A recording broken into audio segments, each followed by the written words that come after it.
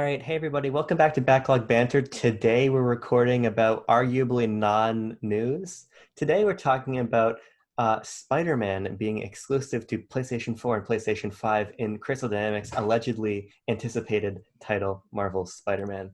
Now, we're No. talking about non-news for a non-exciting video game. So you boys and girls and animals and creatures of the forest are in for quite the fucking discussion today. Now, if you want before we even get going on this, if you want actual serious thoughts from both of us on this actual full game, check out the description below because we're going to leave a link to our full discussion we did after the War Table last week, where I voiced my concerns as a big Marvel fan, and Tucker voiced his praises and things of that nature for the game because he's very excited. I'm just a little bit more skeptical because as a longtime Destiny boy, as a Division dabbler, as a games as a service guru, I've got some concerns about the overall structure of this game. But I suppose I'm also going to fucking drum up some thoughts on the fact that Spider-Man will be exclusive to the Sony versions of Marvel Spider-Man. So Tucker, considering you decided we should actually talk about this when I said, I don't think this matters at all, what do you have to say to kick us off with? I have many things to say. I have fucking notes, all right? I always Jesus got Christ. notes, but I have notes for this because this is Okay. actually a larger thing for many reasons. And I think there's a lot of things that are to come into consideration that I don't think you're thinking about. So first of all, I personally had not heard any leaks. You said that this had been leaked, and I confirmed that you were correct. I looked it up, and there had been retailer leaks or something like that in the past. Which I personally hadn't heard of, or if I had, I thought, oh, that's bullshit. There's like, it's just someone messing around. So I'd completely forgotten about it. So I was very excited when I saw this news. I did not, when I saw it initially, see the news that it was going to be PlayStation exclusive. Are you gonna read the I messages that I am. sent? Yeah, Yeah. I sent some messages. So we were trying to coordinate, some general backlog banter stuff. So we're having a regular conversation. We're calling each other heinous names to try to get this fucking thumbnail done. Then all of a sudden, I get all text caps. We have to record as soon as possible. We have to call. This is urgent fucking shit. Abitafibitive eager to don't go on Twitter. Actually, wait until we can record. So I give him a call, right? And I'm thinking, holy shit, Nintendo just dropped something. Fucking a Series X pricing details, something of consequences happened. Now, having taken the 30 seconds, now that you sat me down here, I see why this might be a bigger deal. So I want you to now that we've set the stage with our thoughts on this game, we've set the stage with your insane excitement for this. Why does this matter to you? Well, here's the thing. First off, as I hadn't seen the leaks, this was a very big surprise to me. It came out of absolutely fucking nowhere. Like they just dropped it randomly in a PlayStation blog post as an announcement, which is very strange. And it's a big deal because we just had a character announced last week. It's very strange to announce them back to back like this. B, there was already a Spider-Man game that already I've heard happened. of it. So yeah. So this is it's a very strange thing for them to cross over like that, especially considering they were trying to focus on the more core Avengers team, and also just because of the fact that it is console exclusive, which I think is the real main point of why this is a bigger deal than maybe it might initially appear. Because not only is this a major piece of content for a major publisher, third-party release that is multi-platform. This is console exclusive, platform exclusive content, which is very interesting choice on Sony's part, and it has gotten a lot of negative feedback already. I would not be surprised if they roll this back in a couple months and say, oh, the Spider-Man is also going to be available on Xbox and PC. Can I lunge on that for a moment? Yeah, go ahead. Lunge. As an alligator lunges for the neck of a crane in the marshes of Florida waters. This for me, specifically to that point, is nothing new in this genre space. I think that this is an example of content for multi-platform, multiplayer game, exclusive content on a larger scale than we've seen before. Also, just so folks at home know, I mirrored my Zoom camera so you can read Marvel the right way. But now when I hold up this hand, it shows up on the wrong side of my fucking monitor. And as a terrible narcissist, I look at myself when I'm talking, and I'm totally disoriented. But that doesn't change the fact that was a fucking non sequitur. The point is, Call of Duty has always had exclusivity with one of the two. For seventh gen, it was map exclusivity on 360. Later to PlayStation 3 this gen, it's been kind of weird. So like Sony got Modern Warfare 2's campaign remaster first. I think they got Modern Warfare 1's campaign remaster first. That content came eventually. Destiny, something I actually give a shit about. PlayStation had a big Destiny exclusive deal where they got a lot of raids and guns first, and then those things came to Microsoft's ecosystem later. So for me, this seems like more of an extension of that. And I think why this is drawing more ire, because you're talking about that big negative reception, is because superheroes, and I think having a full character, that just carries more weight to it with people. The question for me is what this is really going to amount to, and whether it does eventually come to Microsoft's platforms, as I bet it will. Yeah, I think it will as well. But I think that another reason why this is bigger than those other things is because they have announced, and it makes sense considering what we know about this game, that Spider-Man will come with a chunk of story content. Now, does this mean that he doesn't actually impact the story very much because other people are not going to have access to that part of the story? Does it mean that the other versions will be lacking in story? Are they going to be missing a big chunk that could be, important to what comes in the future? It's very interesting in that regard, and something that one Imran Khan from Kind of Funny tweeted about that made me realize, oh, that's actually pretty interesting to think about. Another reason I think this is very interesting is because we have a state of play announced this morning that is coming in 3 days. They easily could have waited for this. They easily could have teased that something was coming up.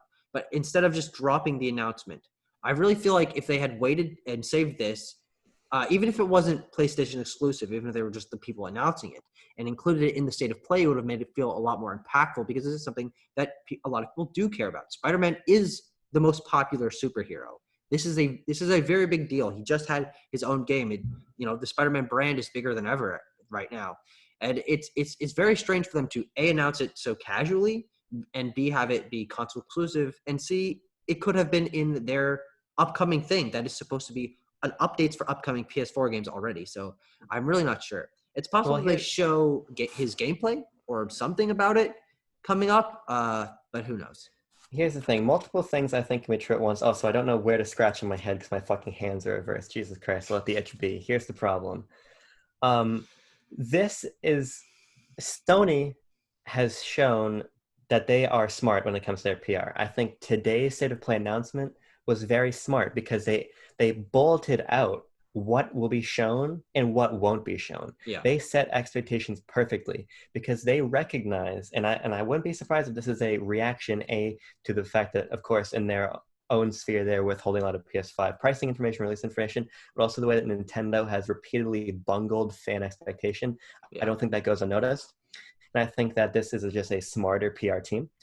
So I think that they recognize the ways in which Spider-Man is a big deal as a character and as a function of their ecosystem, but they also recognize the way that this leaves a bad taste in a lot of players' mouths, the exclusivity. For me, coming from a background of playing these games as a service titles, these multiplayer titles, this is expected.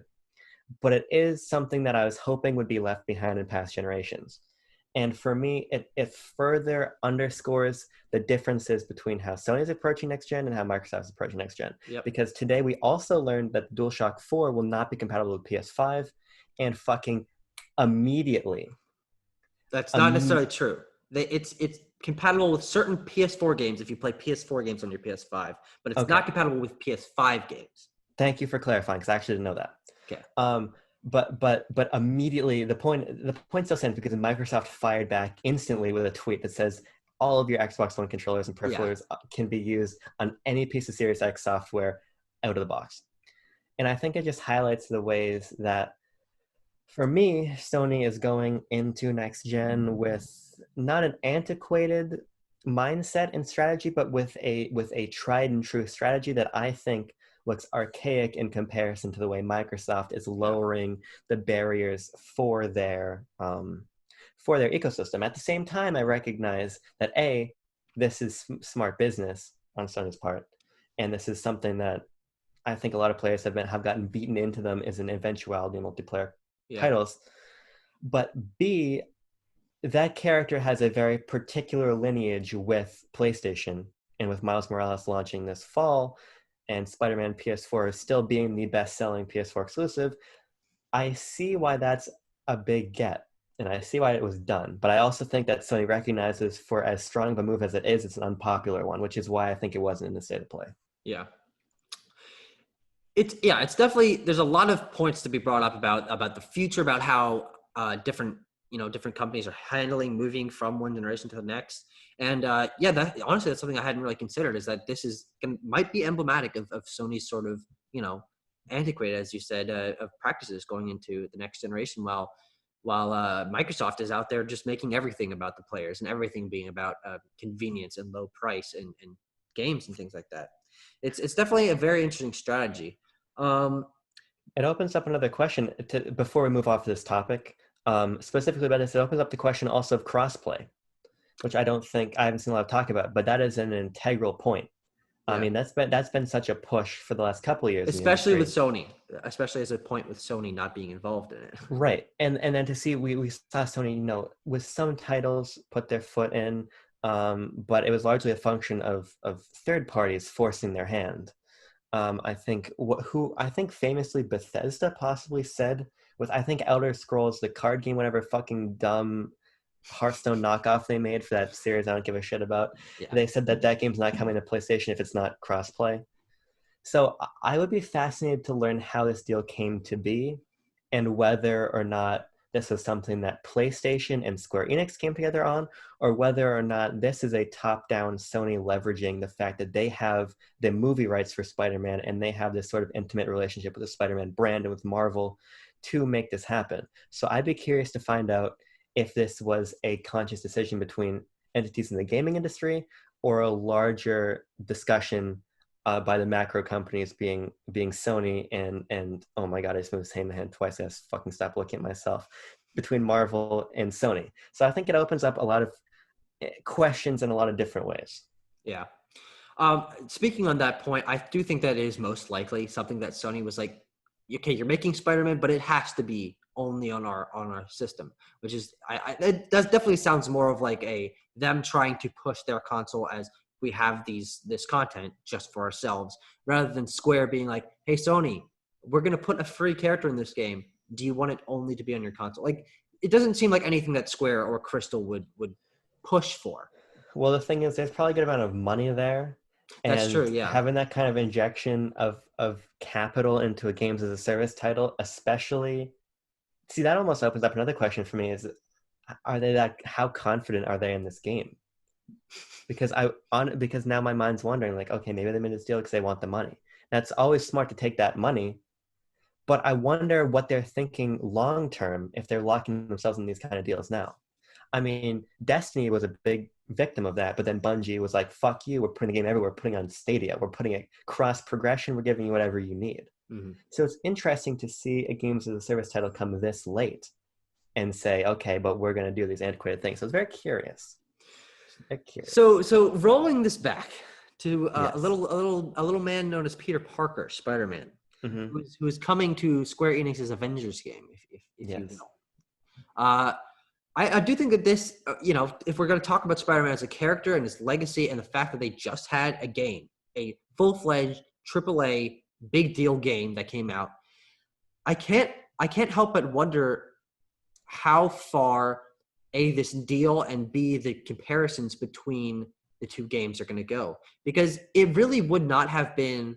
I just, it's very strange to me. I mean, I don't know if they're going to have Yuri Lowenthal voice the character. I doubt it. Mean, he did fucking MUA 3, so I wouldn't. Oh, he did I actually, yeah. Well, I wouldn't put it past him. I mean, Yeah, this is that's still a definitely big possible. stage, so. Yeah, and also just the fact that, I mean, there's no way that this Spider-Man in this game handles as well as the Spider-Man in Insomniac's game, which is something I find very interesting that they chose to do that, because it's just going to be overshadowed, right? Like, that game was designed around Spider-Man, around Peter Parker and his abilities and his movement systems. And while they do have similar things, like we saw Black Widow and Miss Marvel doing grappling and swinging, it's going to have to be pretty limited for Spider-Man, and that's going to inherently make him feel a little bit worse. All these other characters have the benefit of not having anything to compare to. We've never had a good Thor game before. We've never had Miss Marvel really in a game except for Marvel Ultimate Alliance 3. And so no matter what they do, it's going to be the best that that character has felt. Spider-Man is not the same.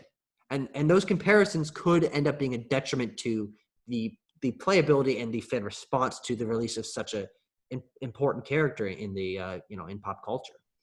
I'd like to introduce two parties to you. I'd like to introduce Mr. Rubber and Mr. Road. And when Mr. Rubber meets Mr. Road, you're gonna quickly realize playing a games as a service title that he is going to have very little story content. And I think that's important to note. This is a free update, correct? All of them is free. That's the difference. Right. Yeah. It's important to note that those are considerations that matter a lot less when this is a free content drop post release. You gotta set your expectations to the tune of other games that have released content like this. And I don't think we know yet what the microtransactions and cosmetic transactions they're going to be yet. I don't think we know that. But that's where the money is going to be made. And so the money is not in making a robust piece of content for Spider-Man. And frankly, the money isn't even in making him feel as good as Insomniac made him feel. Yeah. So for me, I'm way more interested in how this deal came to be and what this deal signifies than Spider-Man himself, because I think you're absolutely right. You're not going to feel as good as you do playing him in Insomniac's game, because fucking nobody ever has made a superhero feel better than Insomniac made Spider-Man feel. It's fucking awesome. Makes you feel like Spider-Man. It makes you feel like Spider-Man. Yes, it does. Yes, it does.